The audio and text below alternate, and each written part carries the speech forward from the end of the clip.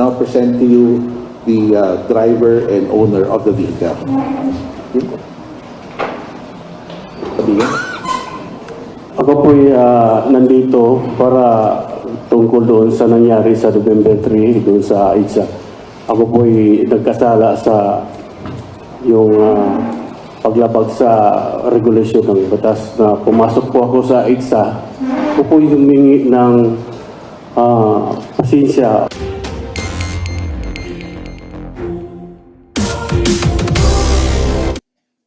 Good afternoon.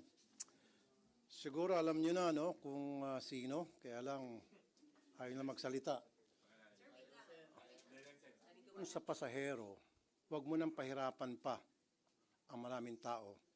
Aminin mo na, sabihin mo na nagkamali ka, isurrender mo yung driver mo, and mag-apologize. Kasi sa ngayon, anong nangyari, na pagbibintangan ang 24 ninyong senators. And I know for a fact na wala sa 24 senators namin ang involved doon sa skandalong yon sa EDSA. Although, I also know for a fact na ito related sa isang senador. Related ito sa isang senador. Pero hindi yung senador ang sakay ng SUV na yan at that time. That I can say for now. Now, timeline.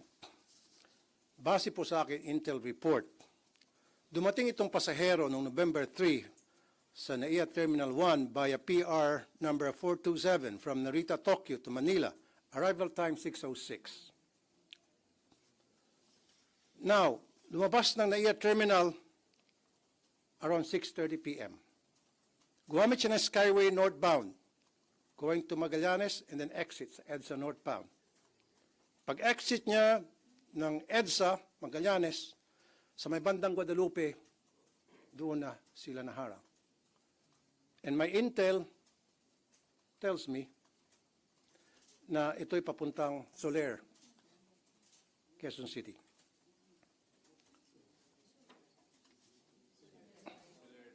Quezon City. Trinoma. Isang Soler naman sa Quezon City. Yes. And yung security niya, yung nakasakay sa transit, ay former AFP member. And that's why we will coordinate with the AFP para alamin, tukuyin kung sino yon. At syempre, pag natukoy yon, kakausapin natin yung security. Most probably, baka sabihin niya kung sino yung kanyang VIP. For now, yan muna masasabi ko sa inyo. Unless you have some questions. Related, kamag-anak po. Kamag-anak ng isang senador. Ang nakakainit ng ulo rito ay itong MMDA. Itong MMDA, pag nagpatawag ko ng hearing in legislation, ito yung mapipirito. Yung piritong sunog, alam niyo yun? Kasi nga, ayaw nilang mag-provide ng CCTV footage.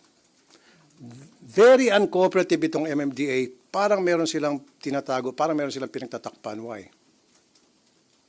At nakapagtakap, palagi may nakatakas dyan sa bus lane na yan. Anong ginagawa nito mga motorcycle unit ng MMDA? Palagay ko ginagamit ito pang escort sa mga VIP. Na dapat ginagamit yan sa trabaho, paghabol, panghuli ng mga traffic violators. Nagagamit ito sa aking information para mag-escort ng VIPs, mag-escort ng mga patay, mag-escort na pag may mga binyag, kasal, etc. Magigisa itong MMDA sa akin. Sir, magpapatawag po ba kayo ng hearing? Kasi humarap na sa isang press con yung driver, sir, si Ed Pan. And ang, sir, konting context lang. Sabi niya, dahil daw on a Sunday yon, akala niya pwedeng pumasok doon sa bus lane yung mga private vehicles. Yan, hindi ko alam yan. And I don't even have the name of the driver yet. But I have to find out. The reason bakit talaga ako pursige itong mag-imbestiga, hindi, pangalawa na lang yung para malaman kung sino yung taong yon. Primarily dito, para malaman bakit hindi ginagawa ng MMDA ang kanilang trabaho. Dahil kung napapansin nyo, ilang beses nang may nakatakas dyan sa bus lane. hinahabol ng mga nagbabantay sa bus lane, SAIC, LTO, Coast Guard. In fact, makikita natin, dinidipahan pa yan ng mga traffic enforcement people doon, nagbabantay sa bus lane, nakakatakas. Nasaan yung motorcycle unit ng MMDA na supposed to be habulin yun? Nasaan yung hagad ng MMDA na hahabol doon sa patakas ng mga traffic violators? Nasaan?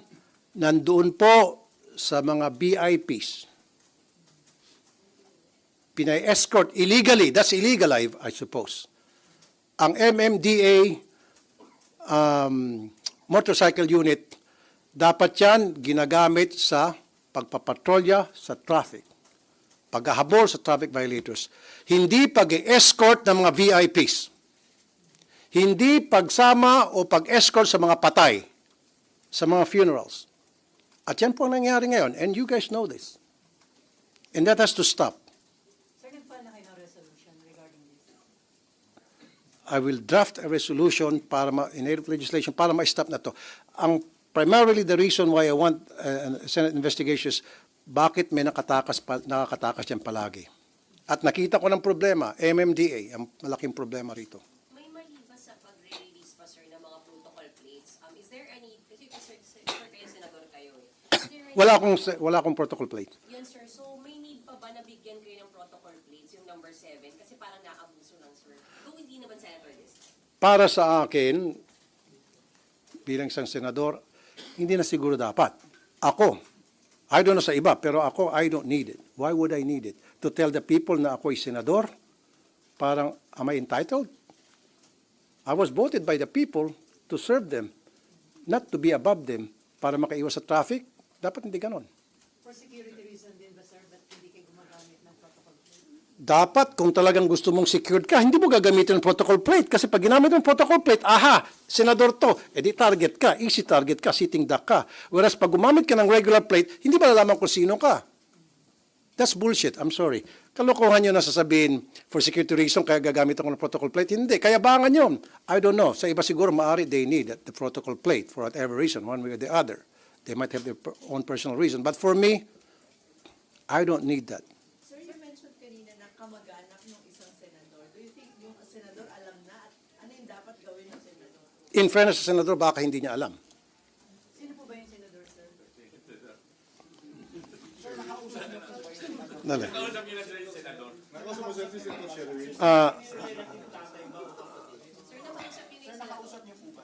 Yung senador, today, hindi. Pero noong mga nakarang araw, yung biro-biroan, nilapitan ko yung ilan sa mga senador na alam ko na merong puti na SUV. Sinabi nila na hindi ako yan, hindi ko ako yan. And true enough, hindi nga talaga sila. Dahil kamag-anak ka ng isa sa kanila. Kamag-anak ang sakay, sir, nung Escalade Kamag-anak. ng senador. Yung VIP nasa likod, kamag-anak ng senador. Father po ba?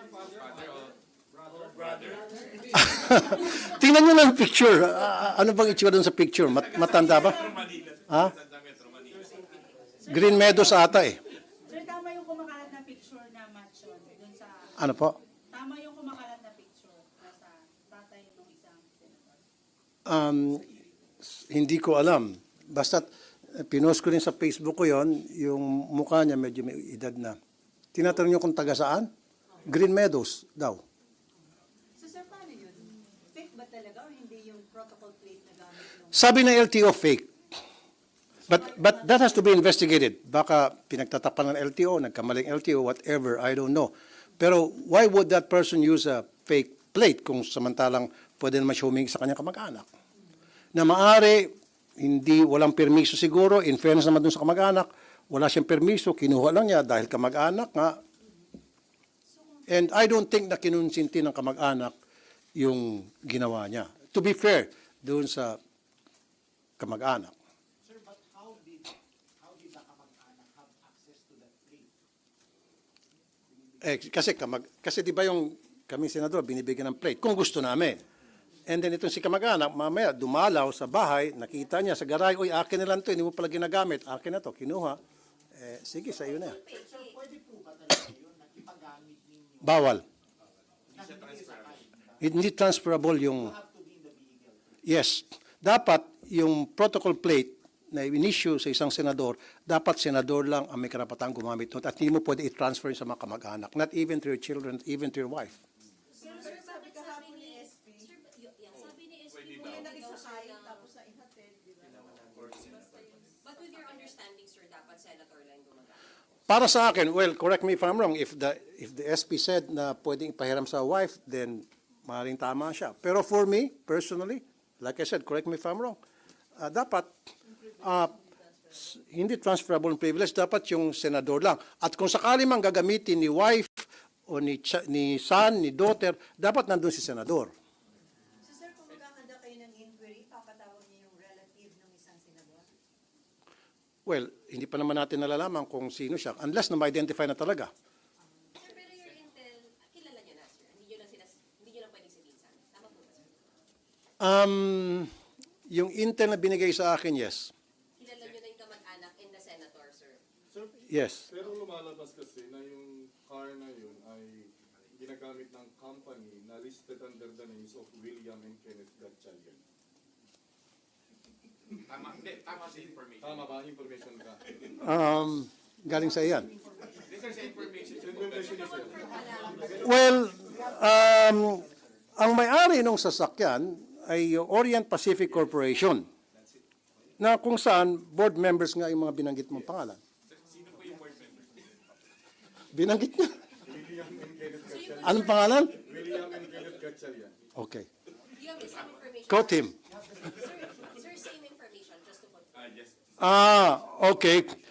Base sa intel ko, mukhang tumutugma. At validated yung intel na yun, sir. Well, A1 info yung sa akin. Sen, hindi ito. Alam naman natin, this is not the first time that this happened. Should there be an audit of all protocol plates issued to VIPs? Yung mga, lalo na yung mga elected official, then yung iba kasi cabinet members, iba justices. Yeah, that has to be investigated. Yeah. Bilang committee chair ng Senate Committee on Public Services ng Senate, siguro yan isang imbestigahan ko kung paano ba ang maging sistema sa pag-issue ng protocol plates. Kasi naabuso na eh. So, lahat na po, lahat ng protocol. Of course, hindi natin papakialaman yung sa Presidente, sa Vice President, Supreme Court Justice, Senate Speaker, Senate President. So, But, sir, just to be clear, kahit po humarap na yung driver nung Escalade, mag-iimbestiga pa rin po kayo. yes, pag humarap na yung driver, tapos na-sanction na yung driver, at nag-apologize yung may-ari kung ano pwedeng maipataw na parusa doon sa may-ari o sanction, I will still investigate. Why?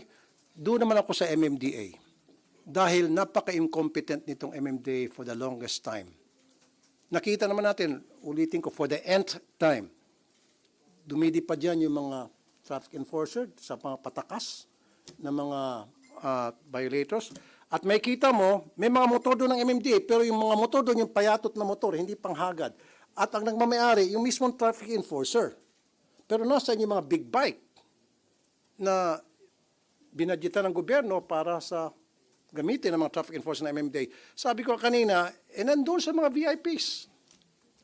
Kaya nga ako'y nananawagan ngayon sa MMDA chairman, ngayon pa lamang, i-pull out mo na yan unless kung meron kang authority from the office of the president, then wala tayong magawa yan.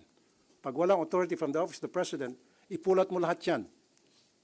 Pagtrabahuin mo dyan sa EDSA, gamitin yan. At wala na dapat mga funeral na escort. Sir, so far kasi ang humarap pa lang yung driver, pero sa investigation niyo po ba, pahaharapin niyo rin yung sakay ng Escalade? Like I said, pag umamin na, hindi natin siguro kailang paharapin pa. Kasi umamin na, tapos isa-sanction na yung driver at kung anong sanction na pwedeng ipataw, then we will move on doon naman sa bakit may nakakalusot at bakit incompetent itong MMD at iba pang mga tao o mga agency na delegate dyan para bantayan yung bus lane, bakit nakakatakas. So even the driver, sir, hindi niyo na patatawag sa inyo? Pag umamin na, bakit natin patawag? Pag sinabi na niyang ako po yun at nirevoke yung license niya o kung man parusang pinataw ng LTO, hindi natin siya kailangan. Tapos yung VIP nag-apologize at kung meron mang parusa para sa kanya, pinato ng LTO, whatever, then ba't pa natin siya imbestigahan? Tutuloy tayo nga sa MMDA. Kakausapin ko yung DOTR.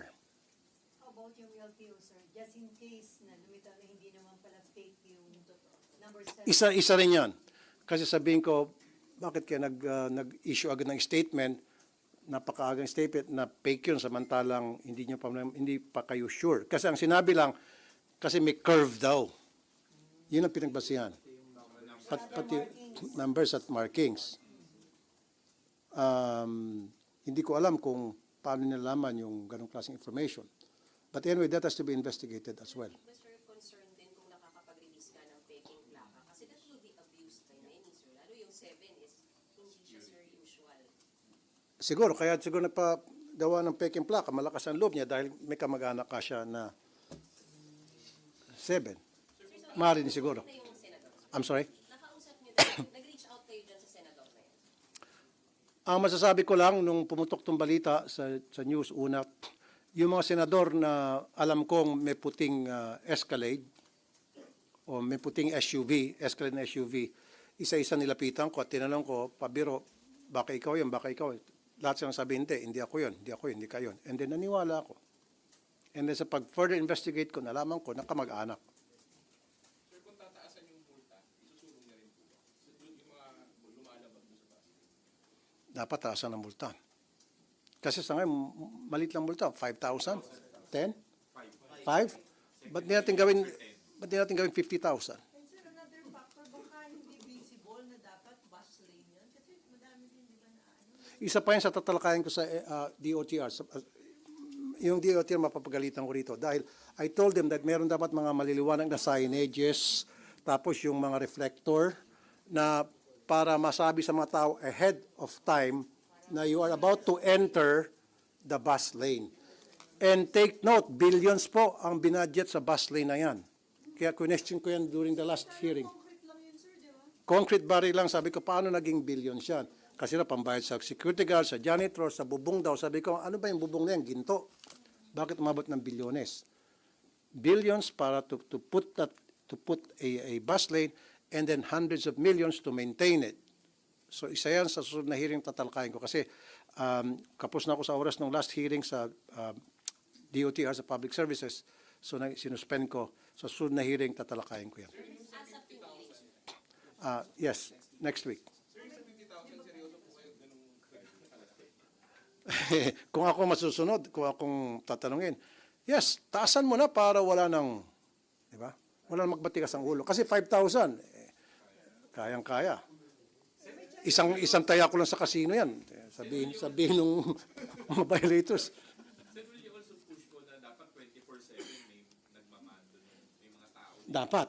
Anong use na binadgetan mo yan ng by the billions, maglagay ka ng bus lane para mabawasin traffic sa EDSA tapos hindi mo bantayan? Diba? Isa pa, itong MMDA, may budget naman sila para sa mga traffic enforcers, para sa mga coat bota. Pag umuulan, wala nagbabantay dyan sa bus lane. Wala kasing bota, walang kapote. So itong DOTR, tatamaan din to, DOTR and MMDA. Saan nyo dinala yung pera para sa mga kapote, bota ng inyong mga traffic enforcers? Pero sir, di ba mag-focus na ang Senate sa budget? Paano po natin isisingit yung revelation? Kakausapin ko ang aking Senate President tungkol dyan. Fridays ata, pwede. Fridays, pwede. Monday to Thursday lang. Thursday. So Fridays. Kung kailangan Sabado, di gawin natin Sabado. Sir, ilang senador sir ang may Escalade? May puting Escalade? Ang nabigay sa akin na information, na-escalate, puti na SUV. Puti na SUV. Marami-rami din. Ayun, may Escalade. Isa. Hindi ko alam. Hindi, meron may puti na Escalade na ibang senador. Puti. Basta't hindi siya yon. Sinabi ko nga, hindi yung senador.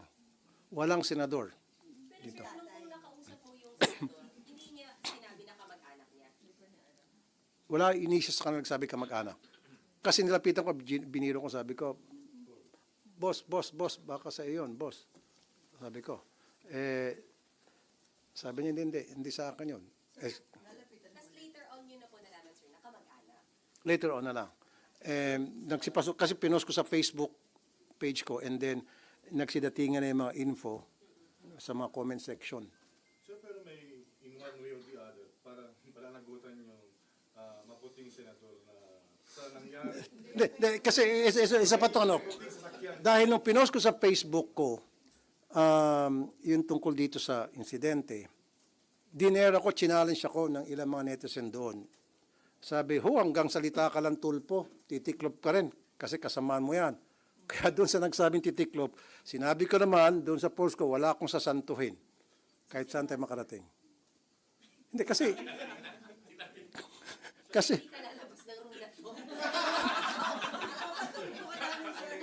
hindi, kasi talagang hanggang sa, kaya doon sa, nag-violate, doon sa VIP, umamin ka na lang. I-surrender mo yung tunay mong driver, and then mag-apologize ka, humarap ka, and then kung ano yung ipapato, kung meron maipapato na sanction ng LTO sa iyo o ng other agency sa iyo, tanggapin mo yon. Magkano lang yan kung may multa. Hindi ka naman siguro makukulong for that. At hindi naman ikaw ang driver. Siguro kahiyan lang. So, kaya mo naman yun. Sige, ilang araw lang, mawawalan din yung kahiyan na yan. Itong nakita natin driver na to, hindi siya yung driver. May lumutang na driver, I've heard. Pero I don't know if that's the true driver o fall guy lang siya. I don't know. We can tell.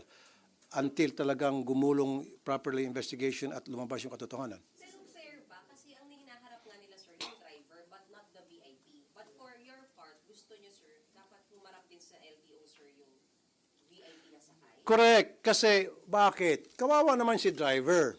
Kasi si driver, sumusunod lang sa utos ni VIP. Hindi man pupunta si driver doon sa bus lane kung hindi inutusan ni VIP. Yun lang yun eh. Bakit natin palagi iniipit yung malilit na tao? Dilis lang itong si driver. Ang pating, yung nasa likod.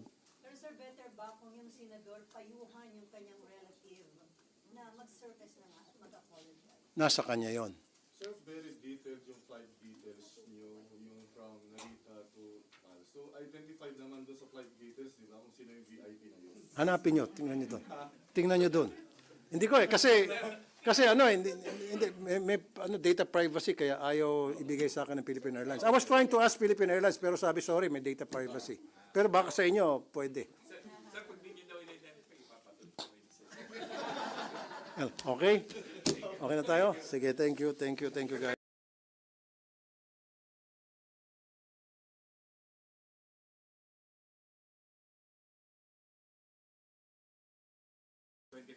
Dahil nga doon sa malaki na bilyones yung binalik nila sa Treasury. Depends yan kay Senator Bongo. Siya kasi yung committee chair dyan eh. Pero sa inyo, sir, tingin nyo, Depende. Mag-attend ako sa susunod na hearing and then let's see what happens. At titingnan ko kung ano yung maging flow ng investigation, ang mga information na lalabas doon. And then I will base my decision at pagdating sa hearing na yan. Kung ano yung dapat kong gawin. Sir, which agency yung nakikita mong dapat mas malaking may budget cut para ma-realign naman doon sa mga may kailangan na budget?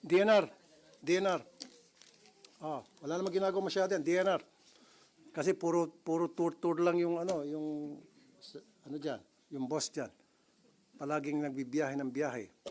Pero sir, conforme kayo doon sa pag-adapt ng Senate doon sa House version na 700 million na lang inilagay sa OBP.